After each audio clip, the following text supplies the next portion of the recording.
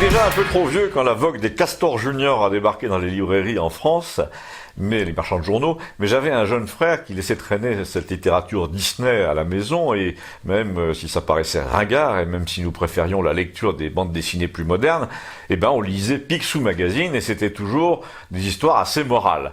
D'ailleurs, pour la génération de l'immédiate après-guerre, la mienne, Disney, c'était l'émotion dans Bambi, le pittoresque des Sept Nains, une émission dominicale aussi animée par Pierre Tchernia, qui présentait des extraits, un peu toujours les mêmes d'ailleurs, des grands dessins animés classiques de la marque Disney, la danse des ballets dans Fantasia, les premiers pas de Bambi avec son copain le lapin. Et alors pourquoi cette longue introduction? Pour en venir où? Eh ben pas pour une fois à un sujet dont l'illustration va se dévoiler tardivement derrière moi pour ne pas abattre tout de suite une carte maîtresse. Figurez-vous que dans la série C'était mieux avant, j'ai un atout à vous dévoiler, c'est l'affiche du dernier dessin animé de Walt Disney qui s'appelle Maléfique. Déjà le titre, on sent bien qu'on n'est pas dans Bambi, ni dans La Reine des Neiges, et le slogan de ce film est absolument invraisemblable, c'est « Découvrez le pouvoir du mal ». Vous avez bien lu. Alors vous allez me dire, ouais mais vous prenez les choses trop au premier degré, il faut avoir un peu d'humour. Et là je me permets de vous répondre que si Disney correspond au même public que celui de mon enfance, de 6 à 9 ans mettons, est-ce qu'on attend vraiment des enfants de cet âge une lecture au second degré? Non, non. Ce qui caractérise justement les enfants avant 10 ans, c'est le premier degré. Donc écrire le pouvoir du mal comme argument principal de vente d'un film qui leur est destiné, à mon avis, c'est un crime contre l'esprit.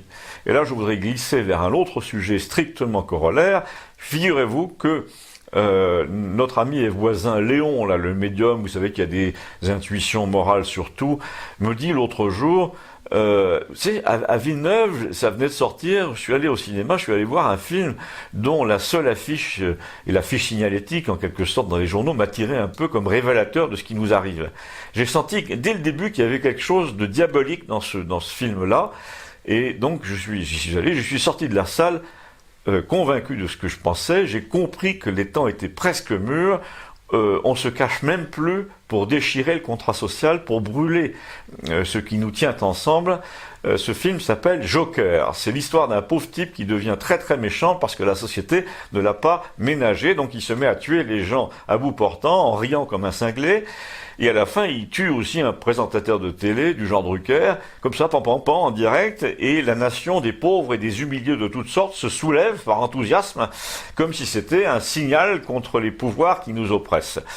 Les gens commencent donc dans le film à brûler des voitures, ils s'attaquent à la police, et là tu te dis, parce qu'apparemment le film cartonne littéralement partout, ça comble un besoin, ça répond à un appel intérieur. Les gens ont désormais besoin d'exprimer une angoisse en s'attaquant à ce qui les dépasse.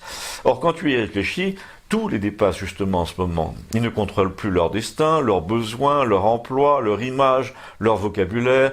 La parole publique les ignore. On leur colle de force des voisins dont ils ne veulent pas. Et on leur envoie des avocats au premier prétexte, ou des contrôleurs, ou des sommations, ou des mises en garde. Ils voient toutes leurs élites récompensées pour des méfaits, en fait. Et par exemple, tu apprends que l'autre folle, là, s'apprêtait à être nommée commissaire européen, alors qu'elle touchait de l'argent d'un groupe financier américain tous les mois. Alors donc, tout est pipé, truqué.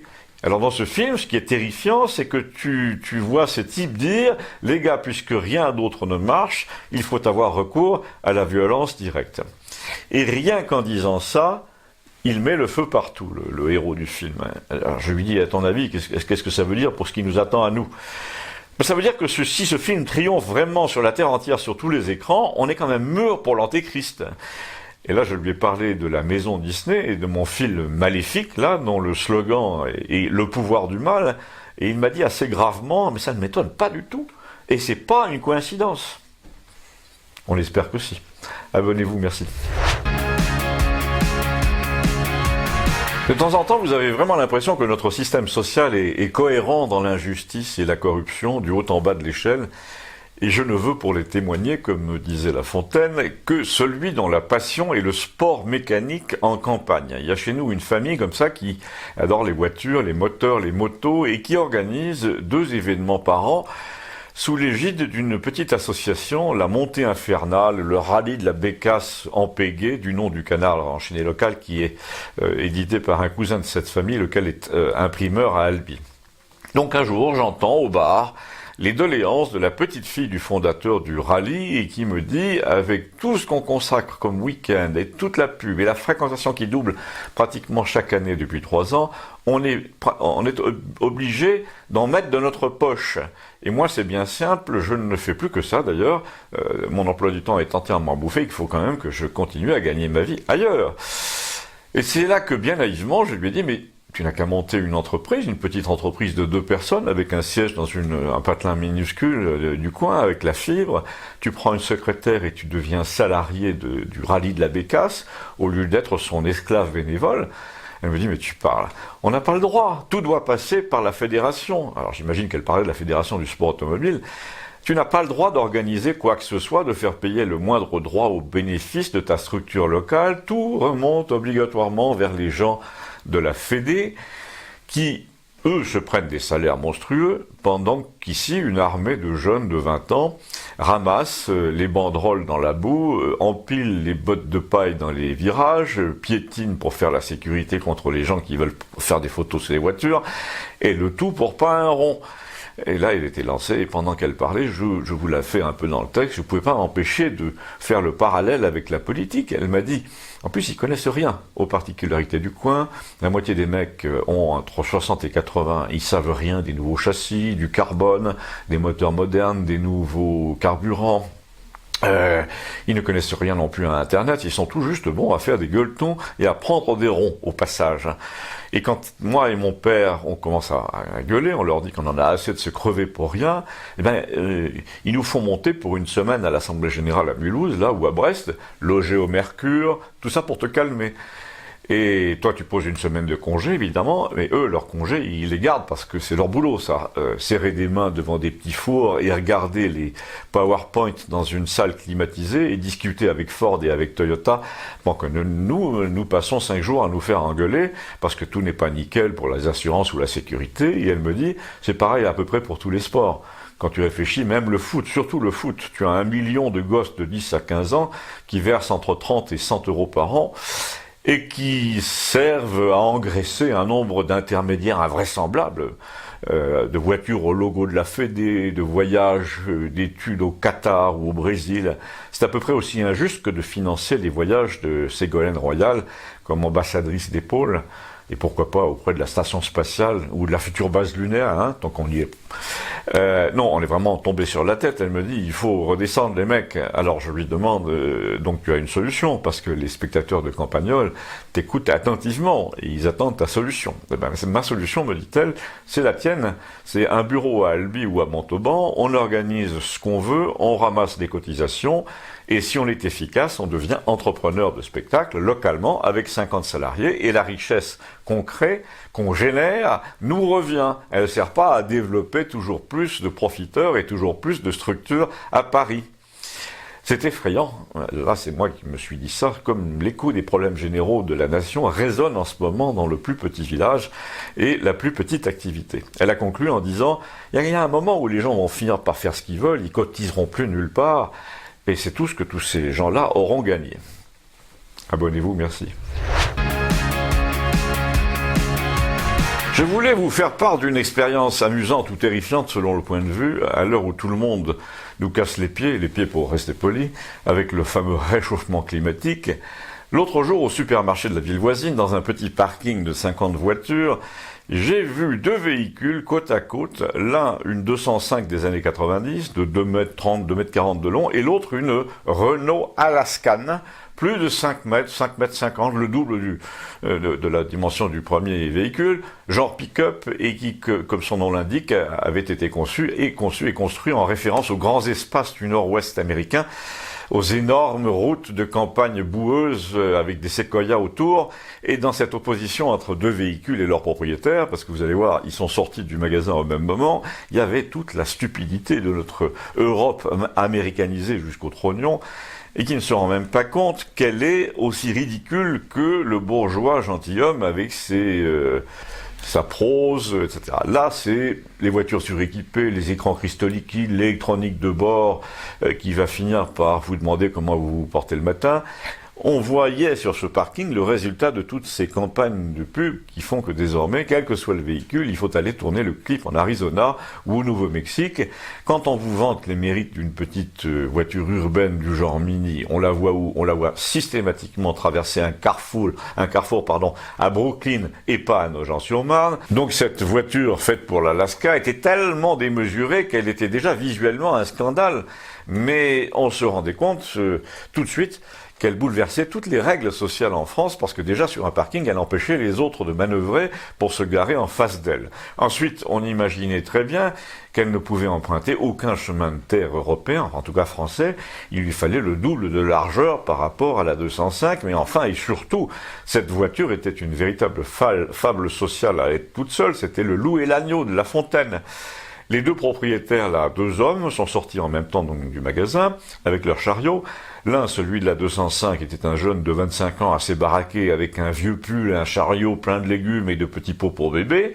Et l'autre, un septuagénaire minuscule qui ressemblait au préfet de police, vous savez, de Paris, sans la casquette, ce qui fait qu'il risquait pas grand-chose.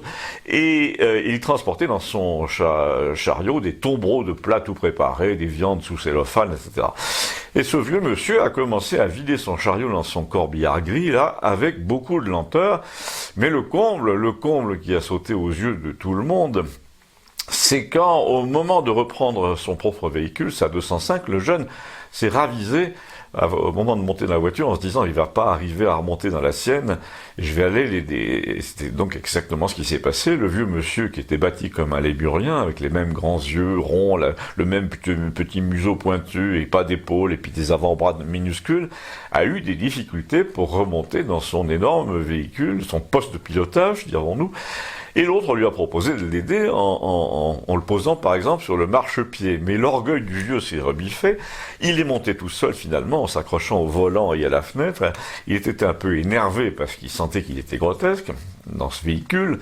Et toute la scène était tellement caricaturale. Le type tout jeune qui circulait dans une vieille auto sans contrôle technique probablement. L'autre sénile avec son char d'assaut, rutilant, dans lequel il n'arrivait même pas à monter. Qu'on s'est dit, un pays qui laisse se creuser pareil fossé entre générations, entre modes de vie, ne peut pas aller bien loin. Et vous savez quoi? Eh ben, en reculant, malgré tous ces capteurs, caméras de recul, etc., le type à l'Alaskan Renault, là, a détruit un poteau en zinc, et accessoirement aussi son feu arrière. Et moi, je quittais les lieux au moment où il essayait de faire un constat par la direction du supermarché, comme si le panneau était non seulement assuré, mais en tort. Voilà, abonnez-vous, merci. De temps en temps, il arrive qu'au café ou ailleurs, on m'aborde sur le ton, et puisque vous semblez, à Campagnol, avoir un avis sur tout, que pense-t-on en ce moment de l'invraisemblable taupe terroriste qui s'est glissé jusqu'au creux du service de lutte contre les taupes terroristes? Et en fait, le ton est même plus critique que ça quand on me parle. C'est plutôt du genre, ça m'étonnerait que là-dessus vous ayez à dire quelque chose de plus original que le tombereau de commentaires là qui est tombé des bouches autorisées, d'autant que la vôtre ne l'avait pas. Alors, soit, ai-je répondu à mon apostropheur du jour, en qui on aura peut-être reconnu l'abonné au monde, le gars qui vous interpelle sans arrêt en vous disant « vous qui êtes si fort », tout en ne montrant jamais aucune qualité qui lui permette de se prétendre plus fort que vous. Donc je lui dis à ce type « d'accord, mon avis sur la question ne vaut peut-être rien, mais comme tout le monde, j'ai vu le ministre de l'Intérieur s'expliquer devant les députés, pas très mordant les députés, et j'ai surtout trouvé qu'il avait du mal non seulement avec la vérité, mais avec la syntaxe déjà. Et puis il dit sans arrêt les hommes et les femmes et les hommes, il dit celles et ceux, il dit à un député qui le critique, soyez force de proposition. Donc c'est un type qui n'a vraiment pas le niveau d'un homme d'État dans des circonstances où on ne devrait voir que ça dans les ministères. Il était plutôt fait au départ, ce gars, pour diriger une équipe de vente. Et là, à côté de moi, il y avait l'instituteur, enfin l'ancien instituteur, qui a dit « Moi, j'ai regardé 5 minutes pour tomber sur des phrases du genre « L'imam en question n'est pas en responsabilité à la mosquée de Gonesse dans lequel le tueur était un habitué, etc. » Et là, je me suis dit, nous dit l'instituteur, si c'est ça aujourd'hui, un ministre, autant que les professeurs rengainent tout leur attirail et n'essaient pas d'apprendre aux enfants à parler un français correct. Et là, j'ai rattrapé la balle parce que c'est la réponse que je voulais faire à mon abonné au Monde. Je voulais lui dire que j'avais au moins une opinion légitime sur la situation de la France face au terrorisme. C'était celle d'un ancien directeur de centre culturel français à l'étranger, moi que j'ai été donc. Vous savez, le réseau culturel français à l'étranger, c'est 800 alliances françaises et une centaine d'instituts à travers le monde.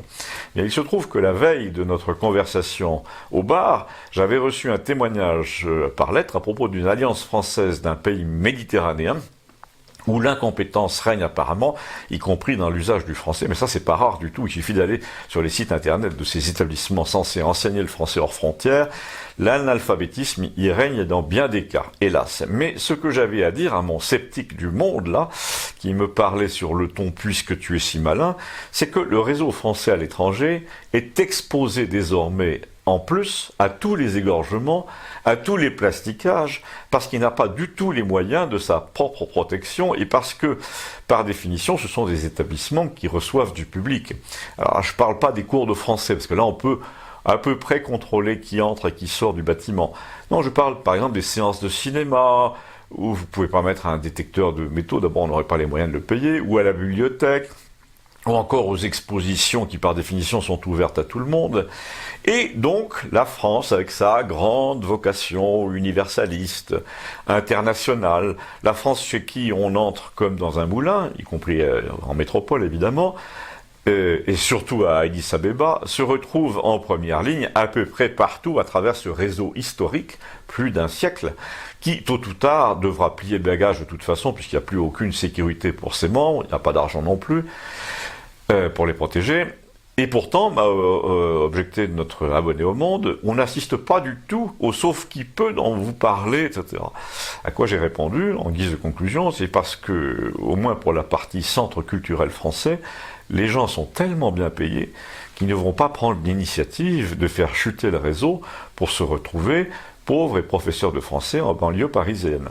Donc, on attend le gros pépin sérieux dans le réseau français à l'étranger, où il n'y a aucun contrôle de radicalisation, évidemment.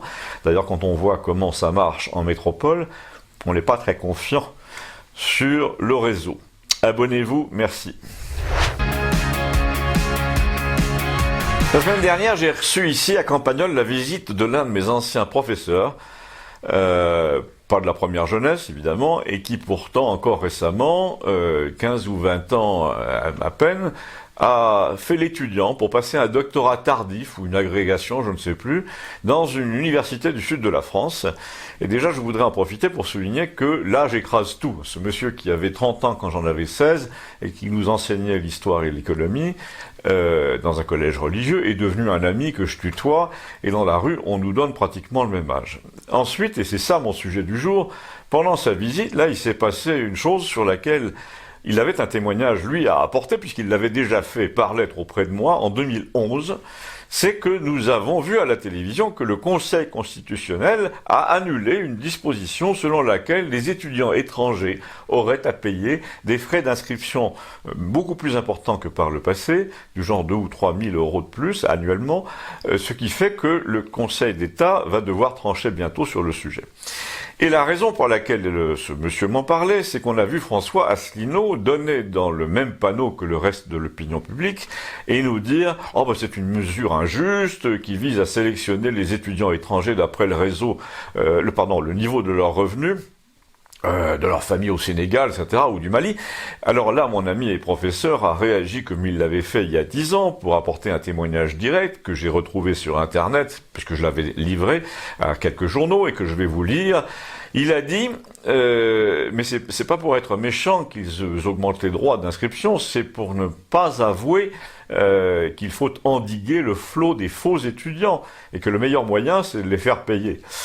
Alors moi, je suis déçu que ce pauvre Asselineau l'ignore, et pour vous en convaincre, j'ai exhumé le témoignage de ce fameux ancien professeur qu'il m'avait livré par écrit dans un mail il y a 10 ans et qui a circulé sur Internet. Je vous le lis tout simplement.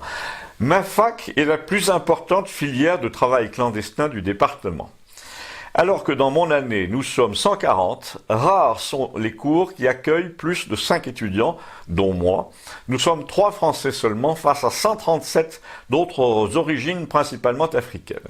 Je me suis aperçu que 80% d'entre eux n'avaient que faire des études en France, mais munis du sésame que constituait une inscription à l'université, ils avaient facilement obtenu un permis de séjour qui leur permettait de circuler ensuite librement dans toute l'Europe. Alors tout ça, tout ce que je viens de vous lire, de vous citer, a été publié aux alentours de 2012 et repris par différents journaux de l'époque. Vous le retrouvez sur Internet. Mon ami racontait même qu'il faisait passer des notes manuscrites pour que les rares qui voulaient passer leurs examens puissent bachoter. Donc il est probable que la DGSI, à l'époque, a tenu compte de ce genre de témoignages. Il est probable aussi qu'il y a eu des réunions sous François Hollande pour réfléchir aux moyens d'expliquer tout ça, d'endiguer le flot, etc. Et que les équipes de son successeur, Macron, n'ont trouvé que les frais de scolarité imposants, comme ça, pour colmater la brèche, tout en n'ayant pas l'air de définir des quotas par origine. Mais le plus étonnant est quand même la naïveté avec laquelle un ancien candidat à la présidentielle, Asselineau, habitué des décryptages, comme il dit, et comme tout le monde dit d'ailleurs maintenant, nous fait le coup du « c'est honteux de discriminer les étudiants par l'argent ». Il n'est pas impossible que le Conseil d'État revienne d'ailleurs en arrière, il n'est pas impossible non plus qu'il entende parler de cette fameuse filière cachée d'immigration que constitue l'université française pour des gens qui veulent passer le reste de leur vie en Europe.